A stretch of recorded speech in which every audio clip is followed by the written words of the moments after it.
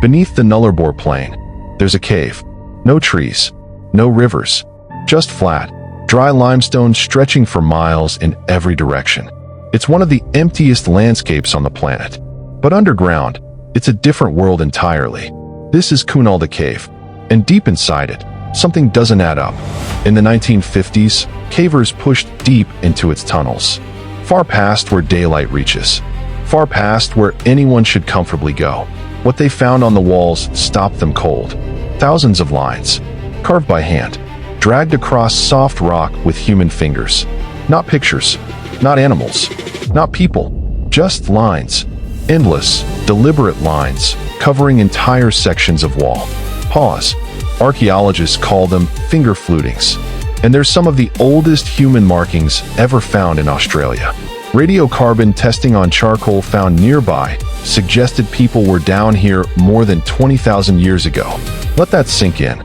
That's before farming, before writing, before most of what we think of as civilization even began. And they weren't just visiting, they were mining. Deep in the dark, ancient people were digging out flint, a hard stone used to make cutting tools. Valuable enough, apparently, to risk going somewhere with zero natural light. Torches don't last forever, and some passages here stretch on for hundreds of meters. So how did they see? How did they navigate this deep, in total darkness, and still find their way back out alive? Again and again, for generations. That question alone has kept researchers coming back to this cave for over 70 years. Researchers went looking for answers, and what they found only deepened the mystery. Near the entrance, they found soot, charcoal smudges staining the walls and ceiling. Clear proof that fire was used, at least for part of the journey in. But the deeper you go, the soot disappears completely. No smoke stains, no burn marks, nothing at all. Which means at some point, deep inside this cave, the fire stopped, and the people didn't. They kept going, into complete, total darkness. For decades, researchers debated what these finger flutings even meant. Some assumed it was meaningless, idle marks, maybe bored miners passing time while resting between digging sessions. But the closer you look, the less random it seems. There's repetition, rhythm, sections that mirror each other almost exactly, as though a specific pattern was being followed on purpose over and over. One researcher who studied this closely was Kevin Sharpe, a scholar who began documenting Koonalda's flutings back in the 1970s. He spent years trying to understand whether these lines had structure, or whether they were simply the byproduct of hands moving in the dark. Here's what makes his work even more remarkable. Years later, Sharpe and his research partner traveled to the other side of the planet, to Rue-Fignac Cave in southern France, and found something that startled them. The exact same kind of finger flutings, in a completely unrelated cave system, on a completely different continent.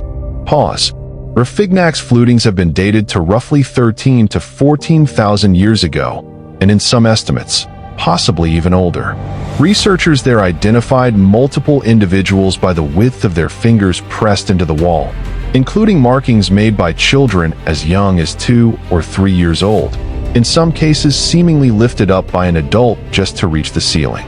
2 caves, 2 continents, thousands of miles and thousands of years apart, and yet, strikingly similar behavior. People entering deep, dark spaces and leaving the same kind of marks behind. Some researchers believe the flutings could be symbolic, a form of communication, or even part of a ritual practice tied to entering these deep, dark spaces deliberately. Others push back hard against that idea. They argue we're reading meaning into simple, repetitive hand movements, the same way people see faces in clouds or shapes in static. Here's the part that makes Koonalda specifically even stranger. Almost none of Australia's other ancient rock art looks anything like this. Elsewhere across the continent, ancient art shows animals, handprints pressed in ochre, human figures, hunting scenes, recognizable shapes passed down for thousands of years. Koonalda shows none of that. No kangaroos, no people, no symbols anyone can confidently translate into a story. Just lines drawn again and again and again, in a place most people today would find almost unbearable to enter, let alone return to repeatedly.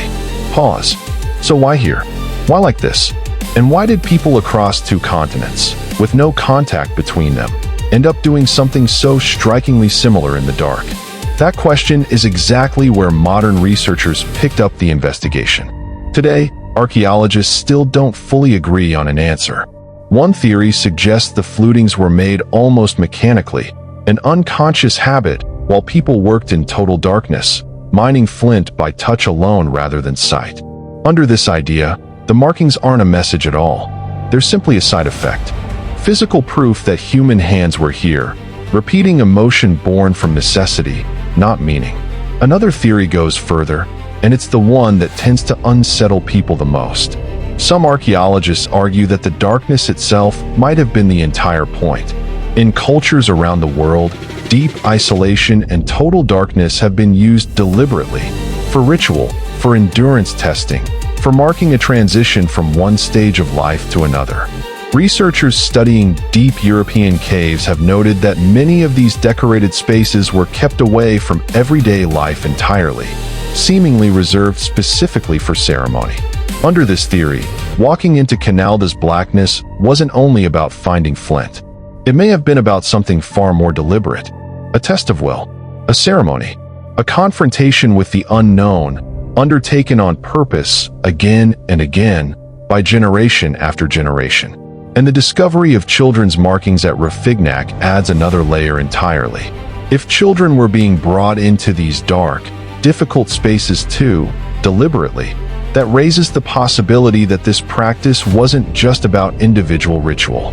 It may have been passed down, taught, part of raising the next generation. Neither theory has been proven conclusively, and realistically, neither one may ever be. The people who made these marks left no written language behind, no inscriptions, no labeled diagrams explaining their intent. Oral traditions that might once have explained this practice were disrupted long before modern researchers ever arrived to ask the question. All that's left, quite literally, is stone, and thousands of carved lines, cut by hand, tens of thousands of years before any of us were born. What we can say for certain is this: someone walked into complete darkness, deep underground, without modern light, without modern tools or GPS or safety lines, and left a mark clearly meant to last. It did. For over 20,000 years, that mark has survived, untouched, waiting in the dark. And on the other side of the world, in a cave in France, someone else did almost exactly the same thing. Whether or not we ever fully understand why, both of those marks are still there right now, exactly as they were left. If a story like this fascinates you as much as it fascinates me, subscribe. Every week, I dig into another place, another mystery that science still hasn't fully explained.